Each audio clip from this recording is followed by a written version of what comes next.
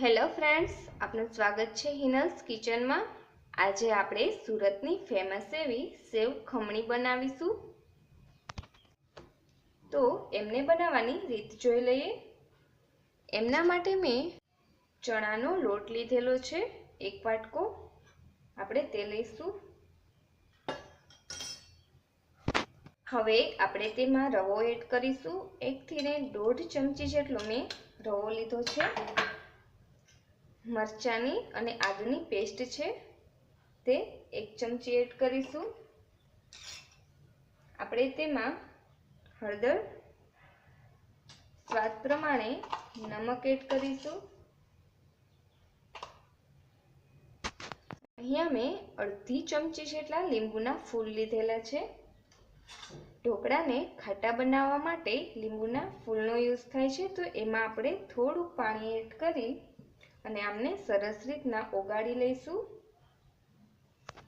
આપણા લીંબુના ફૂલ ઓગળે ત્યાં સુધીમાં આપણે આ બેટર તૈયાર કરી લઈએ।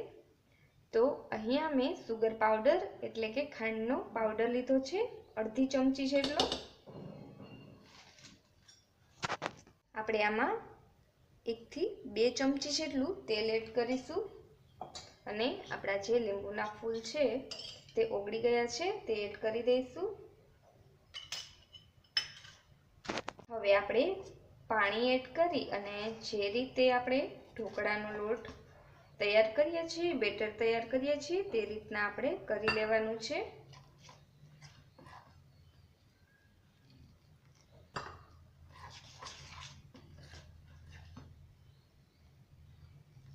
જેટલું થીક આપણે ઢોકળા માટેનું બેટર બનાવીએ છીએ તેટલું જ બનાવવાનું છે।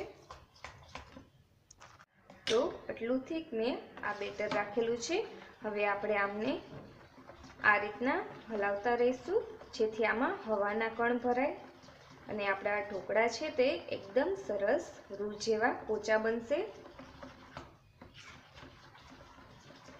આ રીતના આપણે 5 થી 10 મિનિટ માટે કરવાનું છે। અને આ બેટર બનાવતી વખતે મેં પાણીનો યુઝ છે તે 1 નાની વાટકી જેટલો કરેલો છે।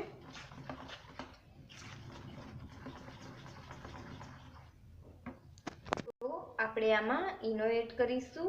મેં અડધાની પણ અડધી ચમચી જેટલો ઈનો છે તે આમાં એડ કરેલો છે। હવે આને આપણે સરસ રીતના મિક્સ કરી લઈશું।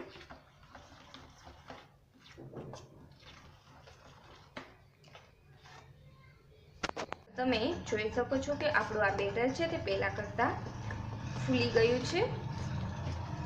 હવે આપણે આમને સ્ટીમ કરી લઈશું। તો આ રીતના એક પ્લેટ લઈ તેમને તેલથી ગ્રીસ કરી અને આપણે આમને ઢાળી લઈશું આમાં।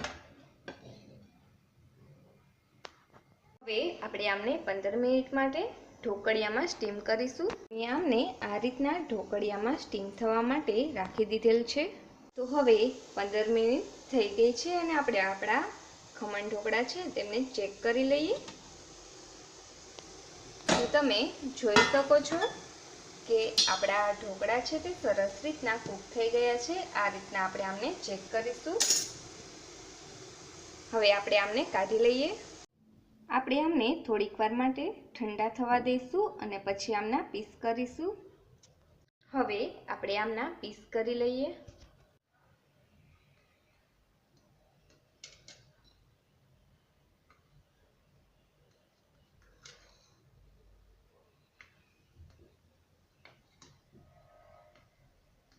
અને આને આપણે ખમણી લઈશું। તો આપણે આમનું એક પીસ કાઢી અને જોઈ લઈશું।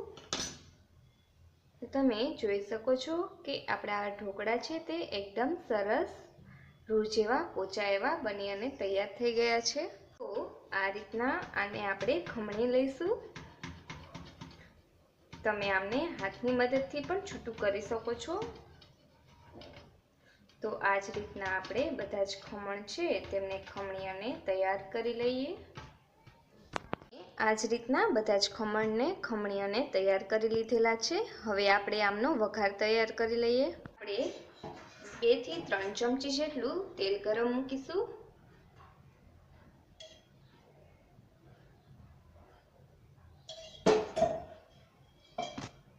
તેલ ગરમ થઈ ગયું છે અને મેં તેમાં રાઈ એડ કરેલી છે. આપણે તેમાં સફેદ તલ એડ કરીશું, મીઠા લીમડાના પાન એડ કરીશું અને મરચાંના પીસ કરેલા છે તે એડ કરી દઈએ અને તેમને મિક્સ કરી લઈએ.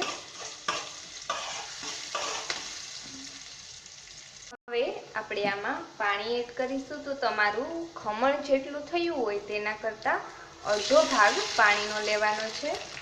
તો અહીંયા મેં અડધો વાટકો પાણી લીધું છે અને આમને સરસ રીતના ઉકળવા દઈએ.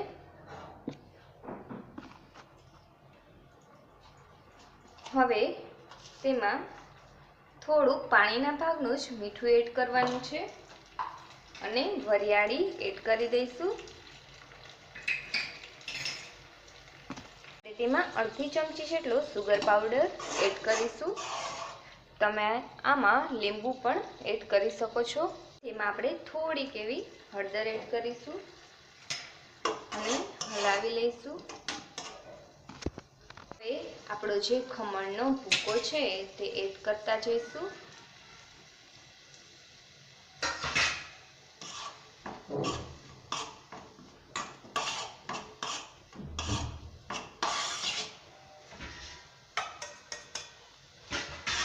અને તેમને મિક્સ કરી લઈશું.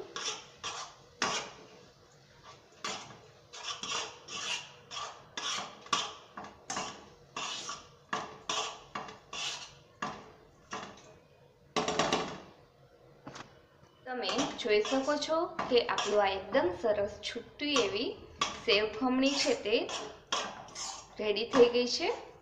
હવે આપણે આમને કાઢી લઈશું. હવે આપણે આ ખમણીને પ્લેટમાં કાઢી લઈએ. આપણે તેમની ઉપર સેવ એડ કરીશું